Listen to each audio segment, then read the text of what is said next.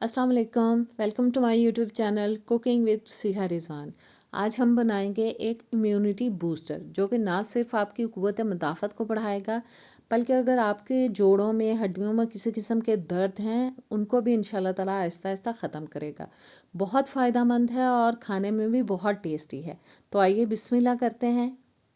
सबसे पहले जी हम बोल में डाल रहे हैं अलसी, जो कि मैंने 1 कप ले लिया है। मैंने इसको पहले साफ़ भी कर लिया, कुछ ज़र्रे वर्रे जो थे निकाल दिए हैं और एक कपड़े पर डाल के अच्छी तरह से मैंने इनको साफ़ कर लिया है। और अब मैं डाल रही हूँ जी इसके अंदर पानी, जो कि मैंने 1 कप भर के डाल दिया है। पानी डालने के बाद थोड़ा सा हम चम्मच से इसको हिला देंगे ताकि पानी के अंदर अच्छे से अलसी जो है वो भीग जाए। और चम्मच से हिलाने के बाद अब हमें जी इसको भिगो देना है तकरीबन 1-1.5 घंटे के लिए। मैं ऊपर प्लेट रख रही हूँ और कवर करके इसको हम भिगो देंगे ताकि ये अच्छे से फूल जाए। और देखें तकरीबन 1.5 घंटे के बाद अलसी बहुत अच्छी तरह से फूल चुकी है। अब मैं पैन में डाल रही हूँ जी गुड़, जिसको मैंने थोड़ा तोड़ लिया है। 350 ग्राम तक मैंने ले लिया है गुड़। और अब भीगी हुई अलसी जो है वो हमें इसके अंदर डाल देनी है और हमें जी इसको पकाना है। चूल्हा मैंने जला लिया है, मीडियम टू लो फ्लेम पे हमें इसे पकाना है, मुसलसल हिलाते हुए, छोड़ना नहीं है।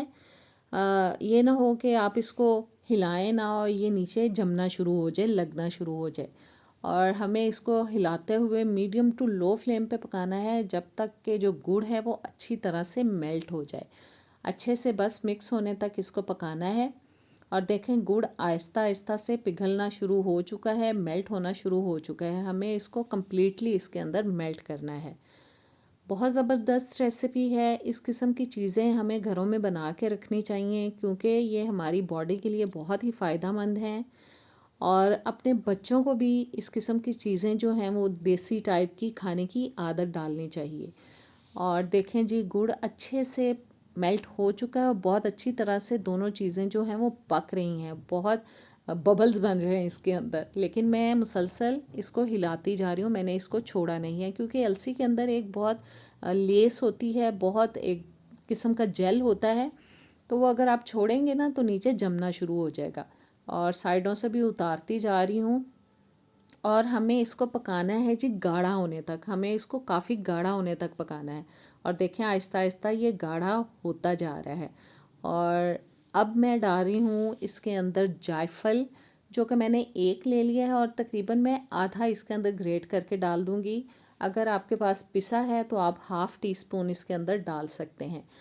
जायफल जो है ये भी हमारी बॉडी के लिए बहुत फ़ायदेमंद होता है। अल्लाह ताला ने जो कुदरती चीज़ें हमारे लिए बनाई हैं, जैसे ये सारे मसाला जात होते हैं ड्राई, इनके हमारी बॉडी के लिए बहुत फ़वाइद होते हैं क्योंकि अल्लाह ने कोई भी ऐसी चीज़ नहीं बनाई है जो हमारी बॉडी को नुकसान दे। हाँ, हद से ज़्यादा कोई चीज़ इस्तेमाल करेंगे तो वो आपको नुकसान देगी। एक हद के अंदर रह के इस्तेमाल करें तो हर चीज़ आपके लिए फ़ायदेमंद है जो अल्लाह ताला ने ये हमारे खाने के लिए बनाई हैं।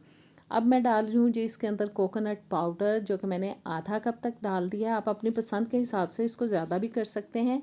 और 4 से 5 टेबलस्पून मैंने ड्राई फ्रूट डाल दिया, जिसमें मैंने ले लिए थे जी काजू, पिस्ता और बादाम। 2 टेबलस्पून अब मैं डाल रही हूँ इसके अंदर देसी घी, 1 चम्मच डाल दिया है, एक और डाल देंगे। और अच्छी तरह से इन तमाम चीज़ों को हमें मिक्स कर देना है।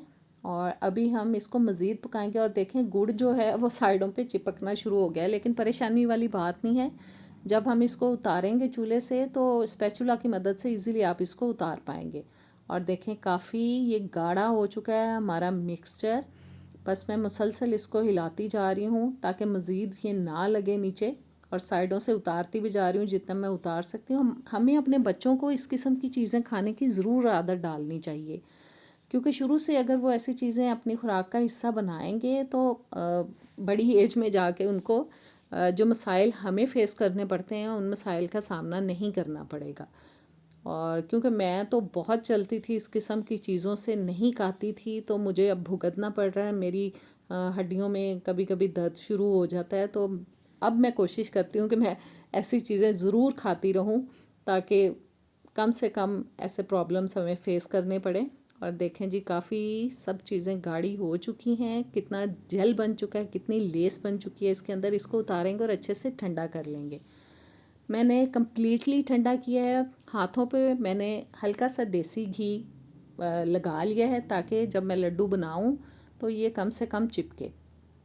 और बस जी इस तरह से हमें इसको हाथों पे लेना है थोड़े थोड़े मटेरियल को, और अपनी पसंद के हिसाब से जितना आप साइज़ रखना चाहते हैं बना सकते हैं। और मैं नॉर्मल सा रख रही हूँ। बस एक लड्डू आप रोज़ाना चाहे चाय के साथ ले लें, चाहे गर्म दूध के साथ ले लें, ज़रूर खाएं, ज़रूर अपनी खुराक का हिस्सा बनाएं। इससे इंशाल्लाह ताला आपको बहुत फ़ायदा होगा और जो हड्डियों की दर्दें हैं वो आहिस्ता आहिस्ता कम होना शुरू हो जाती हैं, क्योंकि ये जो जेल है ना ये हमारी बॉडी के लिए बहुत ही फ़ायदेमंद है। और बस जी इसी तरह से हमें एक एक करके लड्डू बना लेने हैं। उसके बाद किसी भी डिब्बे में आप इनको रखें। हाँ, अच्छा, ये लड्डू बहुत ज़्यादा हार्ड नहीं होते, ये थोड़े सॉफ्ट होते हैं। और इनको बस बना के किसी डिब्बे में रखें और फ्रिज में रख दें, और जब खाना हो एक लड्डू आप निकालें, उसको माइक्रोवेव में हल्का सा गरम कर लें, कोसा कर लें थोड़ा सा, और फिर गरम दूध के साथ खाएं तो इंशाल्लाह ताला आपको बहुत ही फ़ायदे मिलेंगे इसके। और बस जी मैं इसी तरह से सारे लड्डू तैयार कर लूँगी और ज़बरदस्त लड्डू हमारे हो चुके हैं रेडी। इनको ज़रूर ट्राई कीजिएगा। इजाज़त दें, अल्लाह हाफ़िज़।